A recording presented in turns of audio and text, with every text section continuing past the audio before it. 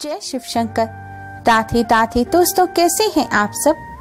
दोस्तों, महाशिवरात्रि का दिन बहुत ही खास माना जाता है। महाशिवरात्रि के दिन शिव और शक्ति का मिलन हुआ था, यानी कि इस दिन माता पार्वती का भगवान शिव के साथ विवाह हुआ था। इस दिन भगवान शिव मां पार्वती का विधि विधान से पूजन करने से भक्तों की सभी मनोकामनाएं पूर्ण हो जाती हैं। इस बार महाशिवरात्रि और प्रदोष व्रत एक साथ होने से इस बार की महाशिवरात्रि का महत्व कई गुना अधिक बढ़ गया है। इस महाशिवरात्रि पर पूरे 500 साल बाद कई दिव्य दुर्लभ संयोग भी बने हैं, जिससे यह शिवरात्रि और भी ज्यादा खास हो गई है। धार्मिक मान्यताओं के अनुसार महाशिवरात्रि पर व्रत पूजन और शिवलिंग का अभिषेक करने से वैवाहिक जीवन से जुड़ी तमाम समस्याएं, परेशानियां दूर हो जाती हैं। दाम्पत्य जीवन सुखमय बनता है। कुंवारी कन्याओं को मनचाहे वर की प्राप्ति होती है। दोस्तों, शास्त्रों में कुछ वृक्ष को बहुत ही चमत्कारी और पूजनीय बताया गया है। शास्त्रों के अनुसार आज के दिन इन वृक्ष का स्पर्श करने मात्र से ही धन की देवी माँ लक्ष्मी की कृपा से बरसों पुरानी गरीबी भी चुटकियां बजाते ही दूर हो जाती है। घर में कभी भी गरीबी प्रवेश नहीं कर पाती।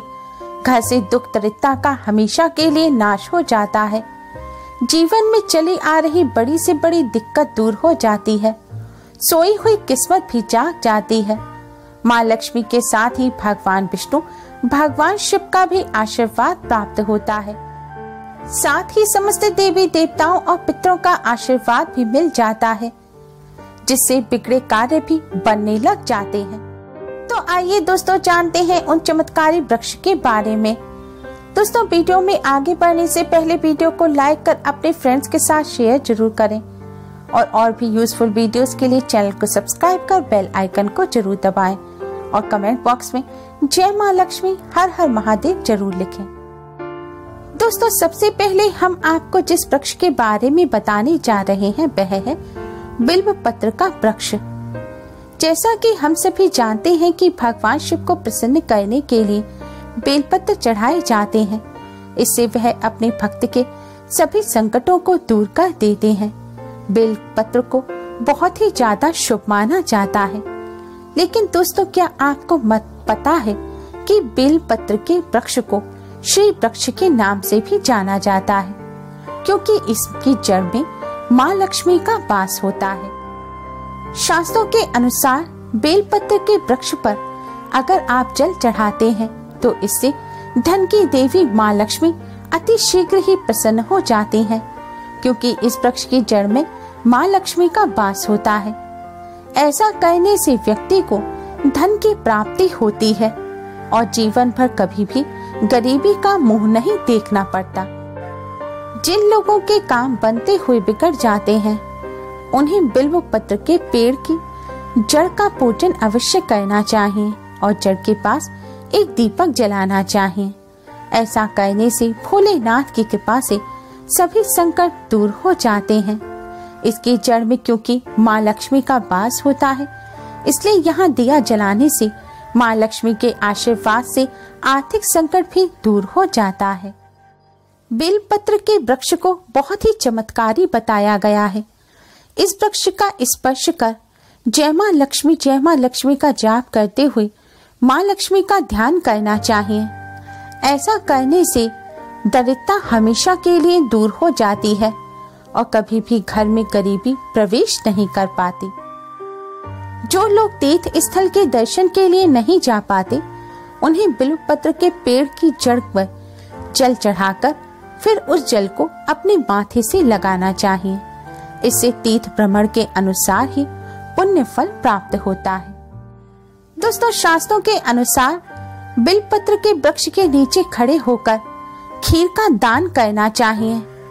ऐसा करने से धनाध्यक्ष कुबेर जी के आशीर्वाद से घर में धन धान्य के भंडार भर जाते हैं, भोलेनाथ की कृपा प्राप्त होती है और सभी कष्ट दूर होते हैं। दोस्तों, दूसरा जो चमत्कारी वृक्ष है वह है आंवले का वृक्ष। आंवला भगवान विष्णु का सबसे प्रिय फल है। आंवले के वृक्ष में समस्त देवी देवताओं का निवास होता है, इसलिए इसका पूजन किया जाता है। आंवले के वृक्ष के पूजन के महत्व को ही दर्शाने के लिए आंवला नवमी का पर्व भी मनाया जाता है।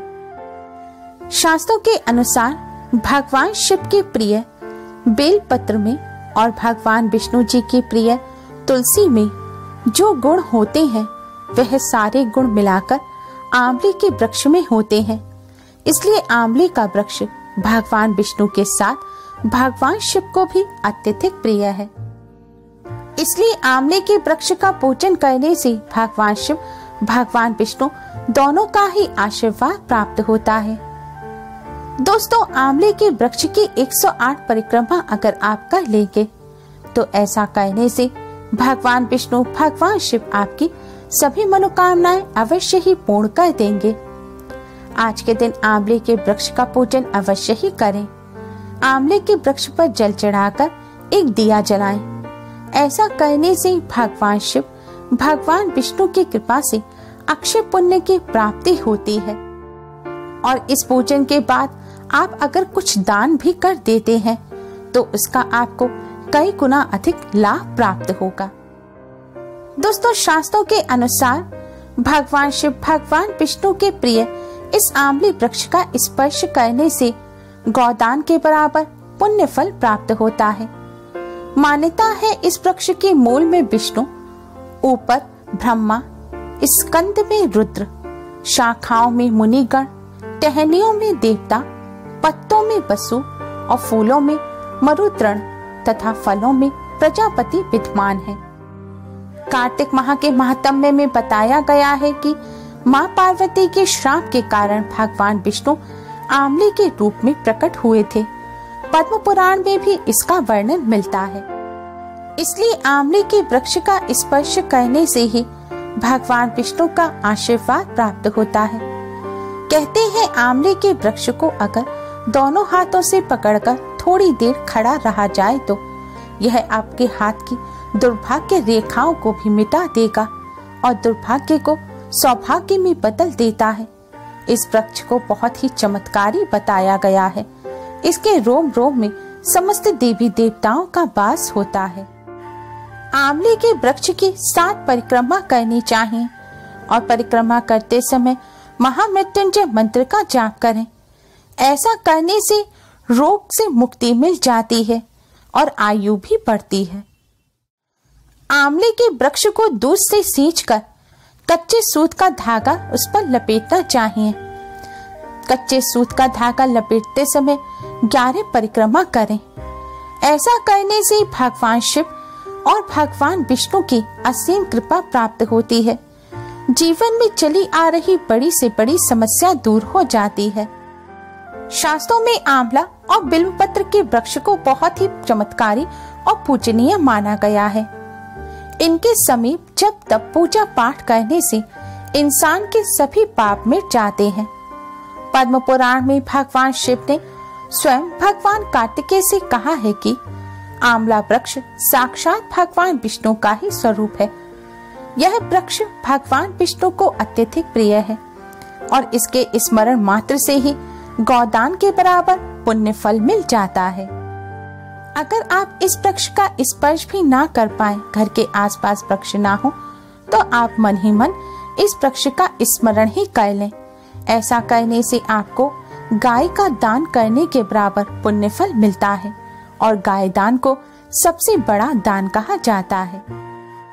आंवले के वृक्ष में दूध की धारा चढ़ानी चाहिए और फिर भगवान विष्णु का स्मरण करते हुए पितरों की आत्मा की शांति की प्रार्थना करनी चाहिए। कहते हैं ऐसा करने से पितृ भी तृप्त हो जाते हैं और प्रसन्न होते हैं, जिससे पितृदोष भी दूर हो जाता है।